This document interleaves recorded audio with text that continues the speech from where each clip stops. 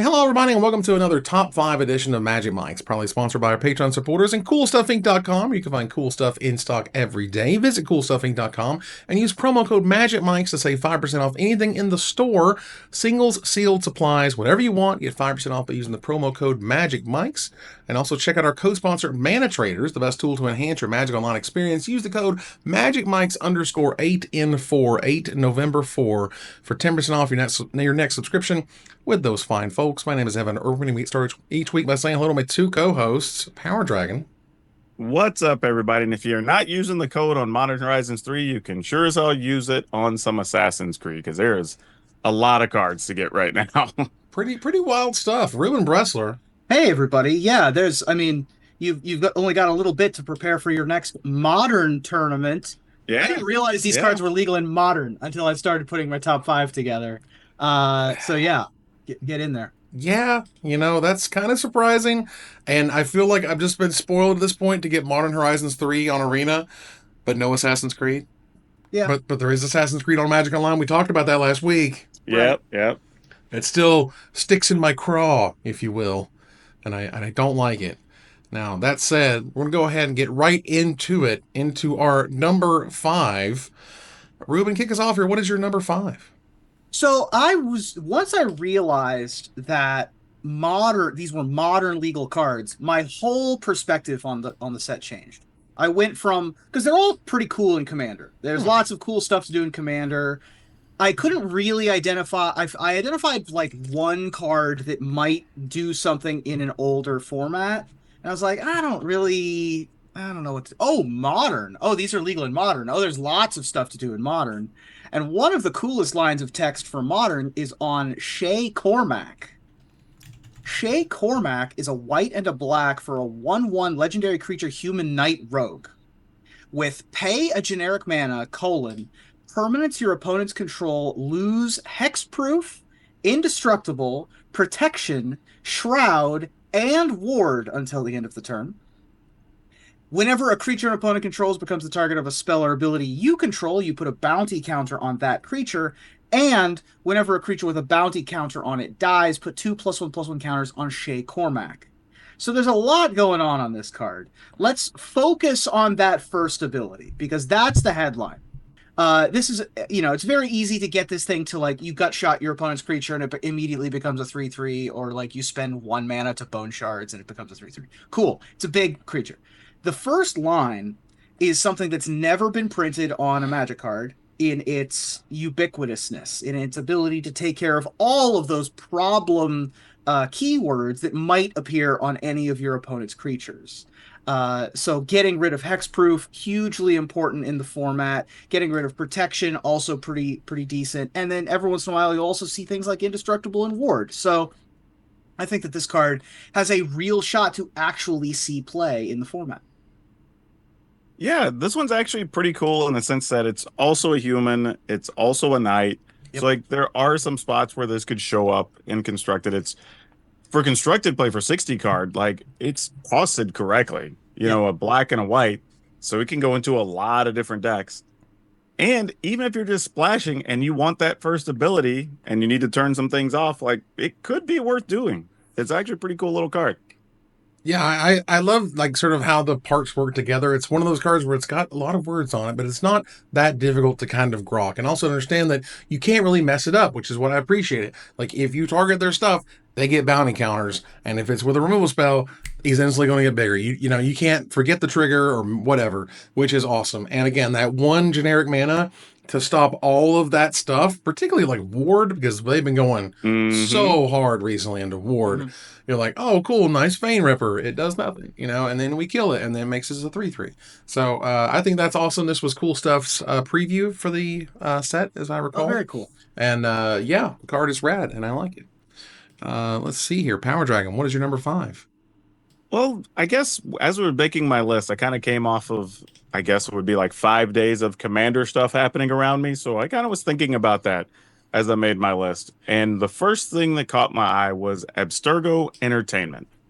This is a legendary land. It taps for a colorless, or you can filter 1 to get a mana of any color. Or, and this is the big part of why I chose it, you can pay 3, tap it, exile this card, return up to one target historic card from your graveyard to your hand, then exile all graveyards. Like the cool part about this is it's like a Bajuka Bog, but for everybody, but particularly lets you return something that's a historic card. So because a lot of times it just says like a legendary thing or whatever. Like this gives you sagas, artifacts, or legendary stuff, which is actually pretty cool. So yeah, just a cool all-around card. It can go into any deck. It's one of these things that I think you'll probably see it come out of the gates at like $3 or $4. Probably get as high as like 6 or 7 over time. Also, a card that's going to be really difficult to reprint. Like when they have Yeah. those really weird world specific references, you're like, it's going to start off probably a couple bucks. But over time, it's going to be one of the only cards that does this. It also exiles all graveyards on top of it. And then, Oh, yeah. you know, It'll be a perfect fit for universes within Masters in like 3 years. Like 3 years. This is a shoe in to be a one of in any deck that can search up lands, any Primeval Titan deck, any Expedition Map deck. This is definitely going to see play there. Moving on here to number 5, my number 5. This is a card that like it's one of those where it's kind of sort of basic in that way, but I like its flexibility. I like how it kind of has an interesting kind of design that I wasn't really prepared for a black creature, honestly, of all things. And this is Assassin Initiate. It's 1 black mana, pretty simple card. 1 black mana, 1/1, uncommon human assassin. For 1 generic mana, it gains your choice of flying, death touch, or lifelink. And I know those are all now tertiary in black, but it's just kind of wild. A, I love a good 1-drop. B, I love a 1-drop that is of like a very specific type that you care about these days, specifically in this set. And B, the fact it can give itself evasion. C, it can mess people up with the death touch, and again, just a card that does more, I think, than the sum of its parts. You know what I like about this card a lot is that lately when we've gotten cards like this that have, pay 1, something happens, it's once per turn or as a sorcery or on your turn. This has none of those words. So if you just want to have flying, death touch, lifelink, go ahead and get all of it. I mean, Pay 3 and go. Yeah, it doesn't limit you. Yeah. I love that it's Vampire Nighthawk at home. It's great. I mean, it's perfect, right? It does everything you want an Assassin's Creed assassin to do. Yeah, the one mana human assassin to start your game off with. Right. Well, there you go. To trigger your free running, get your ninjutsu going in whatever that deck is, all that good stuff. Yeah, I love it. Yeah, it is a human. So there are some black-white humans decks that this could fit into if you want a different 1-drop that can have evasion. Yeah. It's not the craziest thing. That's all I'm Yeah. saying. All right. Let's move on here to number 4. Ruben, what's number 4? I have been so I don't know anything about the Assassin's Creed universe. However, I do follow Jay Anelli on TikTok, and Jay loves Assassin's Creed, and worked on the set, if I'm not mistaken, in some flavor capacity. Oh, neat. And has been giving really good, concise, clear lore breakdowns. So I didn't know anything about anything. So when there was a bunch of pirate stuff in this set, I was like, what is happening? Why is there a pirate ship? What is the relevance of any of this? So then I got to learn about some of that lore, and on top of it being cool lore, I honestly think Jackdaw has the potential to be an engine for a new type of deck. It certainly is extremely powerful in Commander. I think there's no argument from anyone that Jackdaw is going to immediately go into any sort of red, blue, or Grixis or Jeskai artifact kind of strategies. But it even could get there in constructed 60-card formats. Jackdaw is a generic, a blue and a red for a legendary artifact vehicle that's a 4/4 with crew of 3 for 3 mana. And whenever Jackdaw deals combat damage to a player, you may discard your hand. If you do, draw a card for each artifact you control, which is an absolutely massive number in any deck that is trying to get any use out of Jackdaw. And you're very rarely discarding much of anything if you're playing a fast artifact aggro kind of deck. Yeah, this one almost made my list, honestly. If I'd have had a 6 or a 7, it probably would have been there. But I'm with you. I think there's a lot of ways. Even now, we have enough artifact creatures, even if you want to just go down that road and have this be a part of that, or something to do with other vehicles, right? We've seen other vehicles that make treasure and different things, wherever that would feed in perfectly with this card. So yeah, this could definitely show up somewhere. That's not too far of a leap at all. Yeah, the Grixis affinity stuff is, well, Grixis. And so you could run blue red or just blue red instead, for example. Yeah, it feels like one of those one ofs, right? You don't want a bunch of this. You don't want a bunch in your hand. But like as a one of, and like, oh, I hit you. Oh, and look, I have nothing in my hand and I drew 5 cards or whatever. Like, that's a thing that you can do. And I think that's really exciting. This card is dope. Power Dragon, what's number 4? My number 4 is kind of fun because we're doing this whole thing because it's Assassin's Creed. We get some name characters throughout history, which is pretty cool. So I decided to go with Cleopatra, Exiled Pharaoh. So it's 2 colorless, a green and a black for a 2/4 human noble. And it has 2 abilities. One called Allies, that at the beginning of your end step, you get to put a +1/+1 counter on each of up to 2 other target legendary creatures. And then you have Betrayal, that whenever a legendary creature with counters on it dies, you draw a card for each counter on it, and then you lose 2 life. Like, this is pretty big because there's already a bunch of decks trying to put +1/+1 counters. You know, we've seen other decks that just want to put counters of all types, you know, that give you flying, death touch, whatever. Those count as counters on cards as well. There's a lot of quirky things you could do with this to draw a large amount of cards. Not even counting the fact that if you have this as part of some type of aristocrat strategy, where, okay, I'm going to put counters thing, I'm going to sacrifice some stuff, I lose some life, but then I gain life, but I'm also drawing like 4 cards. You know, like, I don't know what type of things you could create, cycles you can create from this, but yeah, lots of cool stuff you could probably do with this. And I wouldn't be surprised if this is a 1 or 2 of to be some type of engine card for those types of decks. There's a lot of really fun stuff that you can do with Cleopatra. I mean, we already have a Yawgmoth green black deck in Modern. So you've got things like Young Wolf. You can put like a Rishkar in this deck. There's lots of, and also just Hardened Scales, right? Like any sort of Winding Constrictor Hardened Scales commander deck is going to want this Cleopatra as well. Yeah, it's weird. It's a very unique ability. You can only put the counters on legendary creatures, which is kind of weird. And I like that. You know, it's unique, certainly.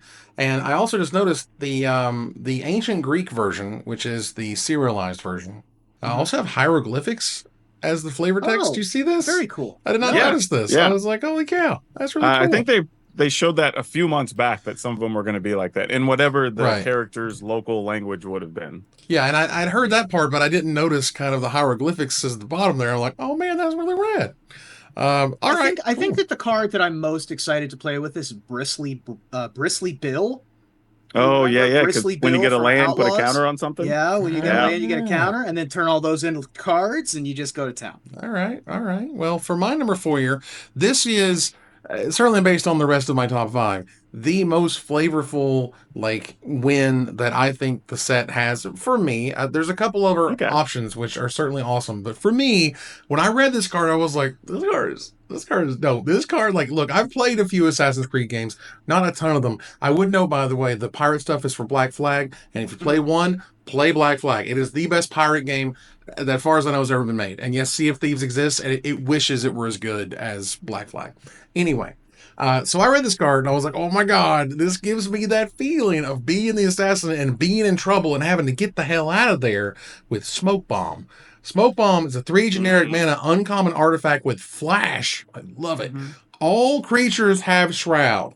They can't be the target of spells or abilities. That will solve problems for you, for your friends, for your opponents trying to do stuff. You just go, nope, you can't target nothing. You can't target mine, you can't target yours. Deal with it. That's awesome. And also, at the beginning of your upkeep, you sacrifice Smoke Bomb, and when you do, target creature you control can't be blocked this turn. The flavor is just killing it here, and I love it. It's disruptive in a really unique, annoying way, kind of, and I think it's brilliant.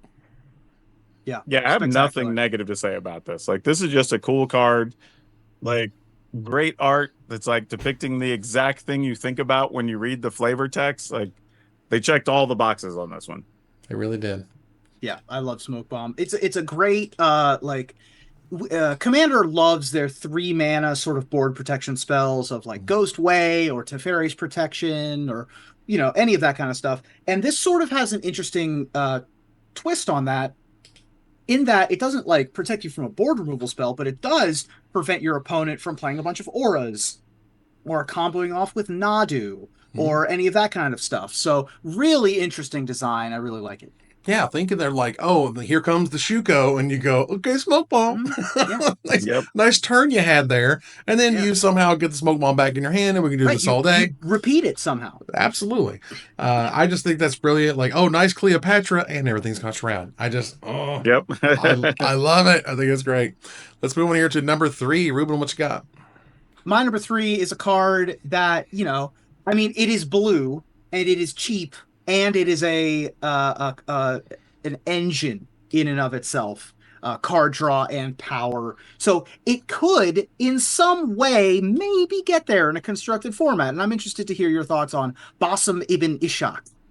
Basim Ibn Ishaq is a blue and a black for a 2/2 legendary creature human assassin. When you cast a historic spell, draw a card. Basim Ibn Ishaq can't be blocked this turn. This ability only triggers once each turn. And when Basim Ibn Ishaq deals combat damage to a player, you put a +1/+1 counter on it. So you could play this in Vintage, I think is the easiest place to try to slot this in because you play a Mox and draw a card immediately.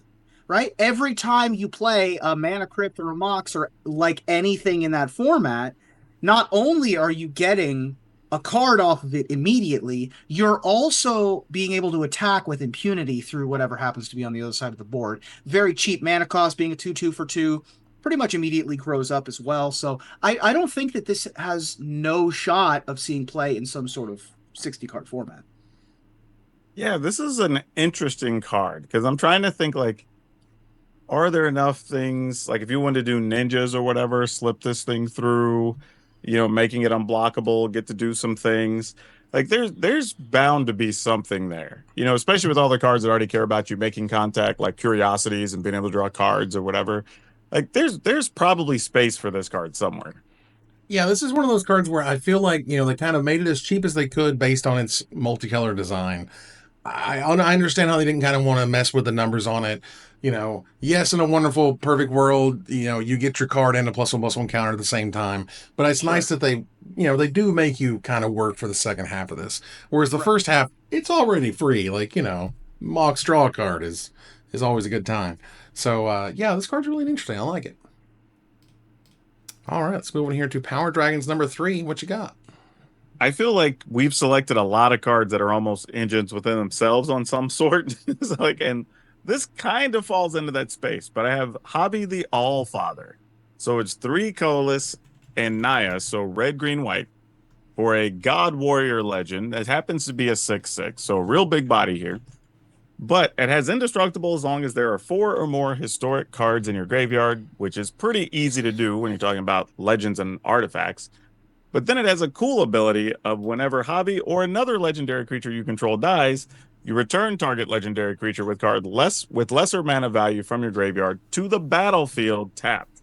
Not even to your hand. Like, this is damn cool. Now, it is 6 mana.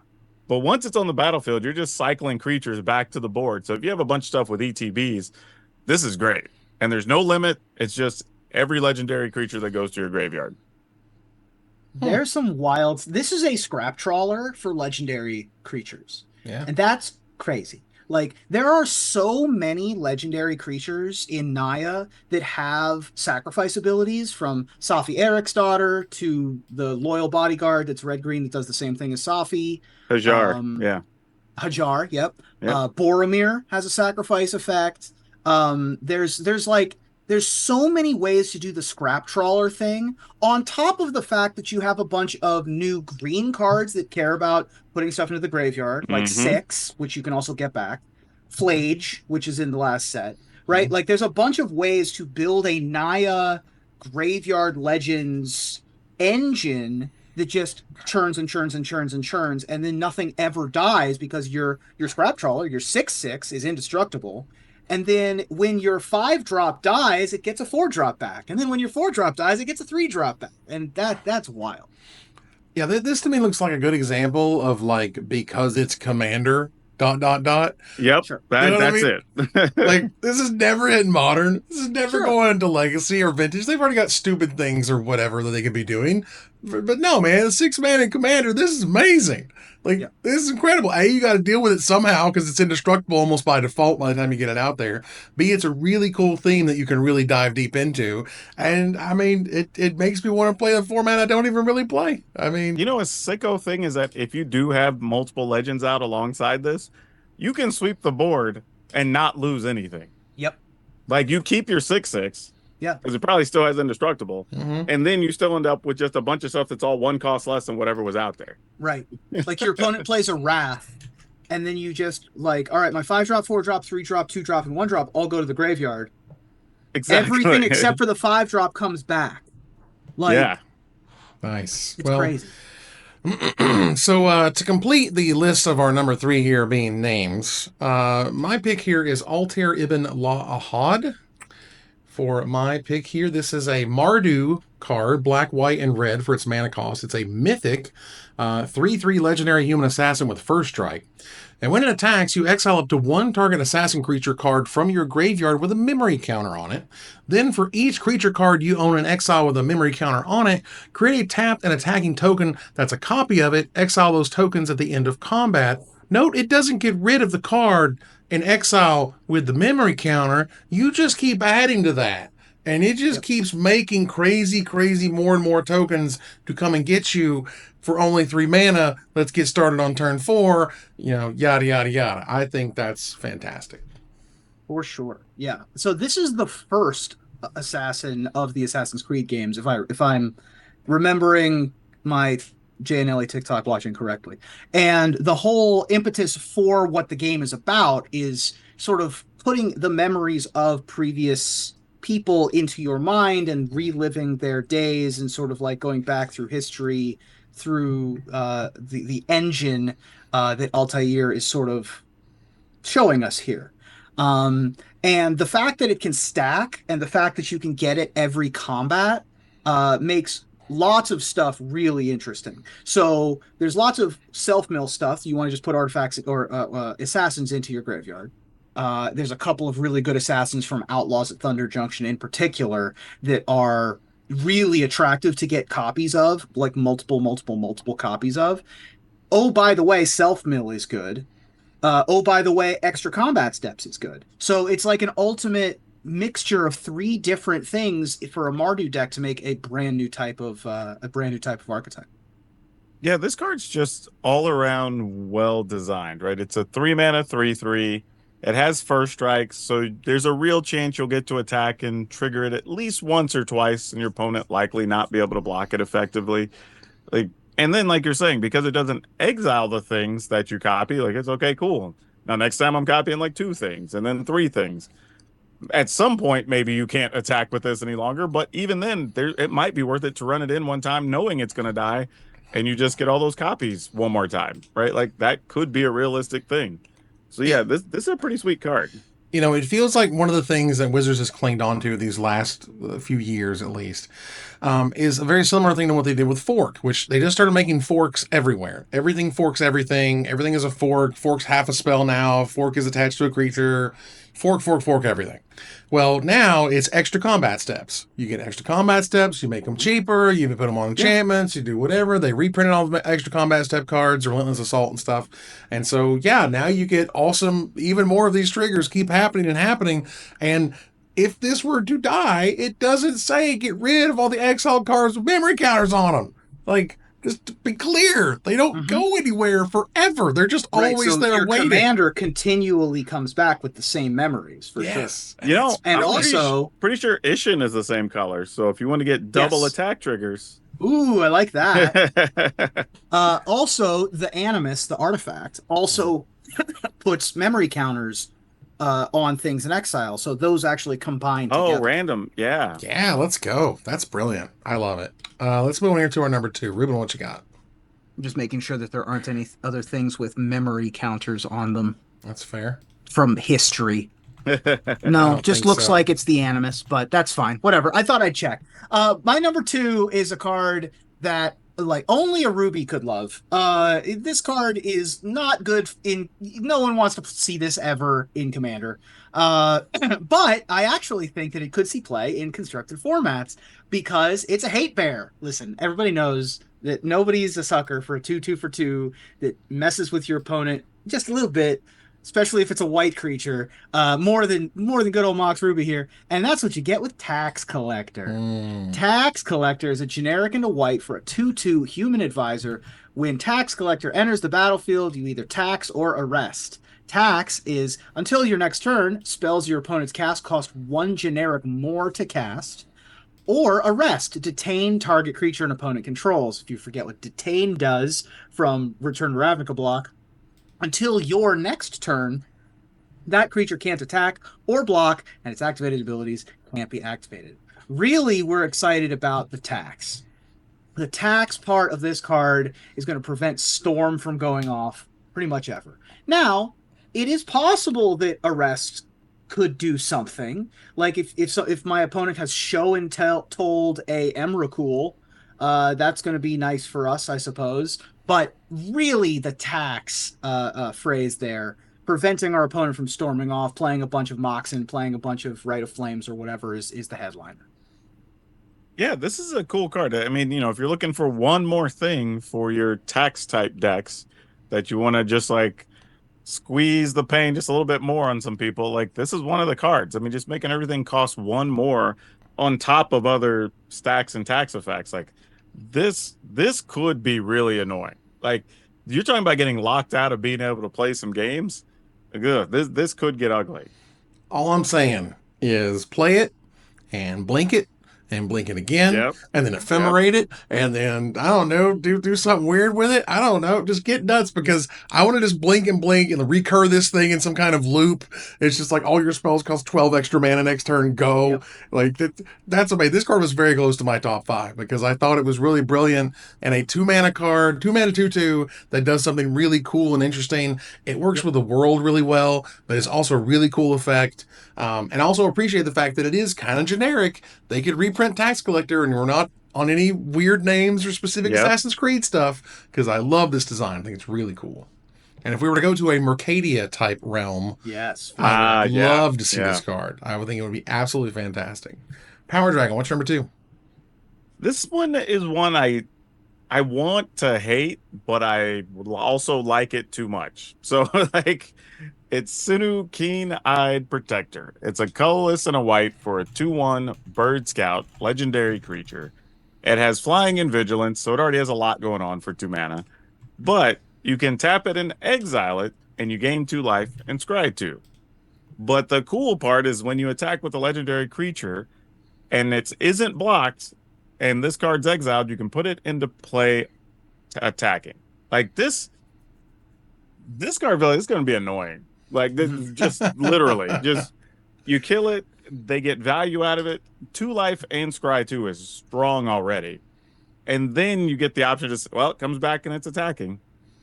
Right? And it has vigilance. So I mean, I guess it doesn't even have to tap and be attacking because it doesn't say tapped. It just says on the battlefield attacking. So it's just like this card's just silly, man. Like just a cool card, like super hyper efficient. For 2 mana, you get 2 keywords and 2 really good abilities. Like, yeah, this has to see play, even if it's just a 2-of in some decks. Like, I can't imagine this isn't going to show up somewhere. It's priced to move, right? Like 2 mana, 2/1 vigilance. That's well above rates. Like, just period. The ability's kind of rad. I dig it. The trigger's weird and unique, and that to me kind of says that kind of gave them the license to be like, well, okay, it's Commander, so we'll make a 2/1 2/1 a 2/1 a 2-mana 2/1 flying vigilance creature. Like already has like, I'm sorry, what? That rate is fantastic. And then they're like, okay, it has to deal with legendary creatures attacking. And then all the modern players are like, whatever. You know what I mean? Like that's okay because what it does for a legendary deck or a commander deck is huge. I think this is really cool. But yeah, I mean, but if you're looking at mono white aggro type stuff, there's still Thalia that's quality, that's 2, that's legend, Adeline, which is a thing. Like there's some real stuff you could do with white legendary creatures and have this be legit. There was also a red-white Urza's Ruinous Blast deck floating around briefly that used Ragavan and Zurgo in addition to Isamaru and Mhm. some of the other white legends and Mox Amber, that this could mess around with. I think that the trigger of gain 2 life, scry 2, if you can trigger that twice, basically, like have it survive, because it's probably not the biggest threat on the board. Mhm. You know, if you play this, if you play this on turn 2 and your opponent has a removal spell, your opponent's probably going to remove it because it's the biggest thing on the board. Yeah. But beyond that, your second, third, fourth copies are never going to be the scariest things on the board, but they are going to continue to amass value over the course of the game, putting those extra lands to the bottom, getting the things that you only have 1s and 2s in the deck that you desperately need to the top, gaining a little bit of extra life, all that kind of stuff. And the sicko thing is, because of how it works, you can exile it, gain your life, scry your 2, then attack, and then you're still getting to attack with the damn card. Yep. Just comes right back. It's just the dumbest thing. I That's think what I that's said. great. I want to hate it, but it's damn cool. Right. It's one of those, like, if it were to show up, I would not be crazy surprised, because I'm like, well, that's a ton of value, right? You know, like that's tough to deal with, and you can use it and then attack and just gets it back basically for free. I mean, that's basically a trigger every turn, you know, until they get rid of it. And I mean, it attacks and isn't blocked, so granted, but Yeah. regardless, that is a very exciting ability. So let's go here to my number 2, another of the named creatures, and I believe this is a big one. This is Ezio. Ezio. Ezio Auditore de Firenze. Yes. That's right. That sounds about right. Either way, it's a black and a generic mana for a mythic human assassin, legendary, of course. And when there are 2 mana 3/2 mythics, I go, excuse me, what? So for your 2 mana 3/2 mythic assassin, you have Menace. Assassin spells you cast have free running of 2 black mana, meaning you may cast a spell for its free running cost if you dealt combat damage to a player this turn with an assassin or commander. And whenever Ezio deals combat damage to a player, you may pay the full Wooburg. And if that player has 10 or less life, when you do, that player loses the game. So Sure. there's a lot of really cool aspects to this. I think one of my favorites is the idea of attacking with an assassin and, you know, hitting the other player and then playing him and then playing another assassin spell for 2 black mana, because at that point you've got free running turned on. Sure. Like, I think that's really right. Like he doesn't need himself to be doing the attacking / free running activation. You know what I'm saying? And I think that's really, really cool. So when you put it together with something like an assassin initiate or whatnot, all of a sudden you're like, well, whoa, you're gonna be able to sneak out some stuff that's pretty scary for just 2 black mana all of a sudden, whereas before you couldn't.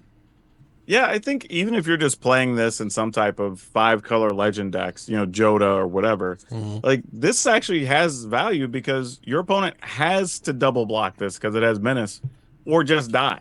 Like, I mean, that's literally it. It's just like, all right, you're low enough. Like now you're having to dedicate to kill this. Something else is getting through. You know, like this is a cool card. And just on rate, it's a 2 mana 3/2 with Menace with upside. Like 2 upsides. Yeah, like this is just a cool card, honestly. Not a surprise that it's a mythic, even in a small set. The deck building requirement for Ezio is so low. You almost don't need any of the other abilities other than 3/2 Menace for 2 to want to have this in your deck. The assassin spells have free running.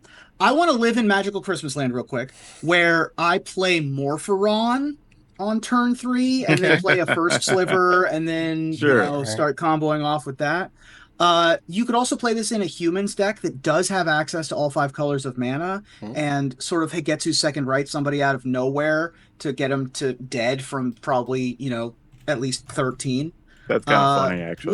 Which is you know, not a thing. There's a lot to like about Ezio, and most of it is corner cases, but that's okay because it's already a 3/2 Menace. Do you know who's an assassin? Vein Ripper is an assassin. Ooh, okay, all right. Assassin. That is a vampire assassin for Hell 2 black mana. 2 mana Vein Ripper. I can sign up for that. Yeah. Okay. We needed a way. We did need another way to cheat Vein Ripper into play. We didn't have one of those already. Oh wait, I'm hearing that we did have one of those. Oh, but we didn't have one that was assassin based. But I will say this. A lot of times with a 2 mana creature in a game of Commander, there's usually going to be at least one person you could reasonably attack with something with Menace. Absolutely. In that first 3 or 4 turns. So you might get to put some really big stuff into play for cheap of a variety of assassons.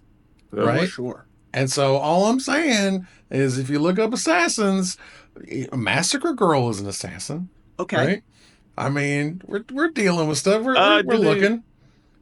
all of the whatever the creatures that count as all creature types? Like you Yep. can squeeze some of Changelings. those in there. Changelings. Yeah, Yep. Yeah. we can get some of those in The there. good old changelings are in there as well. So, like, again, some creative deck building. If you were to have now 8 ways to cheat Vein Ripper into play, is that enough to make you want to do that? Right? Because this on the play it on was turn enough 2. when it was 4. It was enough when it was just Yeah, of Sauron. course. Of I'm course. just saying, Vein Ripper is a hell of. I think Vein Ripper might not have was way better than I think they thought it was. Yeah. And now they're like, oh god, Ward of Sack a Creature is kind of insane. Right. So here we are. All right, let's move here to our number 1. Ruben, what's your number 1? So my number 1, earlier when you were describing Smoke Bomb, I was worried. I was like, did we accidentally describe the same card? Because you were like, the most flavorful artifact that makes me think Assassin's Creed and stealth mechanics. And I was like, oh no, did we pick the same card? Fortunately, we did not. And it's a different artifact. And my artifact, to me, is the most iconic image I can think of Assassin's Creed. Okay. And it's another way to make Stifle Knot work. To make the Phyrexian Dreadnought, like cheating Phyrexian Dreadnought into play work, or whatever your big creature is that is cheap but has a horrific drawback when you play it. And that's Haystack. Oh, Haystack is a generic and a white Yeah. artifact that says pay 2 generic and tap, target creature you control phases out. Ooh. Big mechanic in the game is you jump off of a tower and you jump into a haystack and where'd he go? Where did Ezio or Altair go? I don't know where they went. And that's super flavorful and fun. And it also is like prevents your creatures from getting removed. It like makes things unable to be targeted, but also if you happen to have a 12/12 for 1 generic mana, and you don't have Illusionary Mask and you don't have Stifle, you could use Haystack to keep your Phyrexian Dreadnought in play. That's cute. It's cute. That's exactly the right response. It is cute. That's super cute. I love that. I do think that we have evolved past the need for Stifle Knot to exist, but it is a thing you can legally do in Magic the Gathering. That's pretty funny. Yeah, this is a neat card. I could see people playing with this just as a way to save their creature, or even in Commander, just you work to get the legend into play and you want to protect it to make sure you can just have it on board for future turns. Like, yeah, this is reasonable, very low cost. Like, it has to be a creature you control, that's fine. But like, yeah, it's just a cool, useful card. I don't have a problem with this one. This card goes away, Wrath, right? This card goes away, Yeah. Blasphemous Act or whatever. Like, get out of here. I think it's brilliant. And also, real time. Viewers could watch me look up the card Hidden Blade, which is what I thought you were talking about. And all of a sudden you were talking about Stifle Knot. And I'm like, what is going on with Hidden Blade and Stifle Knot? No, it's Haystack. Because for me, I'm like the most iconic is the wrist blade. Yeah, the wrist popping blade, out, right? Yep. And that's the whole thing. But Which did also come close to my list as well. There's Stoneforge Mystic applications there, but we'll see. Power Dragon, what's your number 1? My number 1, and this is one just because it has just like a crazy dumb amount of uses, but it's Yggdrasil Rebirth Engine. 3 colorless, so very simple to play, goes into a whole pile of decks, I imagine. But when it enters the battlefield, exile all creature cards from your graveyard. Then you also have the option to tap it, exile the top 3 cards of your library, and then you can also pay 4 and tap it to put a creature card exiled with this card onto the battlefield under your control. It gains haste until the end of turn, but you can only activate this as a sorcery, which you probably don't care. So, like, yeah, this card's cool just because the upside is so high, right? Like, you could be dumping high-cost legends in there, whatever. Just 7, 8, 10 mana things, Apex Devastators, whatever you want to be putting in there to just pay 4 and then get them into play. Right, like this is actually just a cool card all around, and it fuels itself constantly throughout the game, which I like. So, like, yeah, this is one I'm probably going to lose to something dumb this card does at some point in the future, and I'm not even going to be mad about it. Like, this is just a cool card. Yeah, this is one of those cards where, like, because the investment is so high, 7 mana for it to actually put something Yeah. if you find something, if it's big enough, and so on. Like that to me, like the variance is very low. Super great for Commander. 1000% not here for Modern, but this is here to do weird shenanigans. This is the type of card that you like. This is the type of card that when someone who you know sort of has just learned Magic and just starting to play Magic or really get into it, go check this thing out, and they just go, Yeah. oh. Now, one thing I will point out, it's a great card for that. us coming off Fallout, there was a lot of milling and a lot of Yes. self-mill A lot of stuff. self-mill. So this works with a few things that have come out over the last couple of sets, which could be very powerful. This does strike me as a different enough what is it called? God Pharaoh's Gift, I think is what it's called. The 7 mana artifact. Oh yeah. This is like a God's Pharaoh's Gift, and that card was a huge player in Standard for a long time and still sees a ton of play in Commander. Yggdrasil, the classic The World Tree from Norse mythology. Why we didn't just call our The World Tree Yggdrasil in our World Tree set, whatever. But this is the actual one. Very cool card. Lots of applications. Continues to fuel itself, even if you happen to run out of stuff to rebirth in the future. Mimic Vat sees play in Commander. Like lots of cards like this always see play in Commander. So, very worthy of inclusion. Why is our Yggdrasil not named Yggdrasil? Well, you can't copyright the name Yggdrasil. Okay, but you can copyright the World Tree. I don't buy that, but I don't know, man. I'm just letting you know why things are named weird when they're like All next right, to that's it, but fair. they're not. Yeah. Either way, we're gonna move on here to my number one, and my number one, honestly, is a little. It's not the flashiest or sexiest card. It's not a mythic. It's not even a rare. This to me was the card that says, in the future, if there is a card from this set which comes out of nowhere, quote unquote, quote fingers, I think it's going to be this one, and it's going to be Eagle Vision. Eagle Vision, blue and 4 generic mana, uncommon sorcery, draw 3 cards. Awesome. Free running of a blue and a generic mana. So if you dealt combat damage to a player this turn with an assassin or a commander, 2 mana, draw 3 cards. That is a sexy enough rate to look at, seriously in Modern, to look at seriously in Legacy. 2 mana, draw 3. Like, they're pushing as hard as they can push.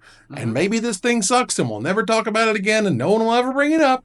But this is the one card where I'm like, that rate is strong. There is no drawbacks whatsoever. If you are in a terrible position, you can still pay 5 to draw 3. But, Jace's ingenuity aside, you want to hit this free running and then get all the good stuff. I mean, we were just talking about an assassin for 1 mana that could have flying. So maybe. so Just say there don't be surprised. There are 6 1 mana assassins, and then there are 3 additional 1 mana changelings. Only 2 of them are blue. We've got Moth Dust Changeling, which was reprinted in Modern Masters, and the new Hookblade Veteran, which is a 1/2 for a blue. It says as long as it's your turn, Hookblade Veteran has flying. But So it if doesn't you're have to be looking- blue. It could be blue-black. Right, That's and then totally there's reasonable. 5 or 6 black ones. I mean, we were as just well. talking about Ezio, right? Like that's a 2 mana Sure, thing that fits in here absolutely. with Menace. So like there's some options. Yeah, so I think that there's definitely room for this card. 3 cards is no joke for 2 mana. That's as close to Ancestral Vision, Ancestral Recall as you're likely to get in Modern. Like, I feel free to let me know, correct me in like all the contents, chat, hear me out. Has there ever been anything for 2 mana, draw 3 cards? There's been jump through hoops. Like there was that one that required 20 cards in your graveyard or 20 cards in a graveyard to draw Visions 3. from Beyond. Yeah. Yeah. and- There's also See the Mist. Is it See the Real? that's where you draw 3, but you discard 3 at the end of turn, right? Oh, that's Ideas Unbound. See the Ideas Truth. Oh, gotcha. See the See the Truth is what I'm talking about, which is Gotcha. See the Truth is from M21. It says, look at the top 3 of your library, put 1 in your hand and the rest on the bottom. If this spell was cast from anywhere other than your hand, instead put those in your hand. Right. So it's like 2 mana, draw 3 if it was exiled or if it was from the top of the flashback deck or from whatever. Snapcaster or whatever. But nothing But, like- that is just straight up 2 mana, draw 3. I've been playing this game a long time, man. When I see 2 mana draw 3 cards, no drawback whatsoever, I'm here, man. I'm listening. Maybe it sucks. I don't know. We'll see. But with that said, that is our top 5 Assassin's Creed cards. You will see them on screen right now for your perusal. Take a look at my list, Power Dragon's list, Ruben's top 5. We want to hear from you about what card we did not talk about, and we'll select our favorite of those to highlight in our next top 10 or top 5. Before we go, I want to thank my co-host. Thank you, Power Dragon. Hey, good to be here. And I was really surprised how much we found that we liked in this set for it being so small. There you go. Thank you, Ruben. I realized I figured out something else you can do with Haystack, which is Null Drifter. Ooh, So you can evoke a Null Drifter and then Yep, Haystack. yep. nice. That's nice. it. That's the end of mine. Hi, everybody. Thanks for watching our top 5 list. As we go here to our final slide, I want to thank our sponsor, CoolStuffInc.com, our co-sponsor, Mana Traders, my co-host, Power Dragon, and Ruben Bressler. You guys for watching and listening, and hope you support us at patreon.com/magicmics. Follow, like, tweet, favorite, share, subscribe to everything social that tells people we exist. Catch us online at twitch.tv at Magic Mics, on Twitter, or on TikTok at Magic Mics Cast, our Magic Mics subreddit, and like the Magic Mics page on Facebook. Or join us here next week. Same time, same place, for another episode of Magic Mics. Good night, everybody.